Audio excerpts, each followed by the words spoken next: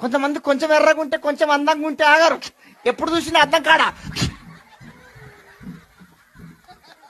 నువ్వు ఎంత నల్లగా ఉంటే అంత మేలు. నీ జోలికి ఎవడు రాడు. నీ మొక్క మీద యాసిడ్ ఎవడు పోయాడు. నా బిడ్డ డాంబర్ డబ్బా, జీడి గింజ. నా బిడ్డ జోలికి ఎవడు రాడు. అందములో అపాయం ఉంది, జాగ్రత్త. అందం మోసకరం, సౌందర్యం. హైదరాబాద్ లో కొంతమంది తయారైతారు, వాళ్ళకి రోగాలు పుట్ట.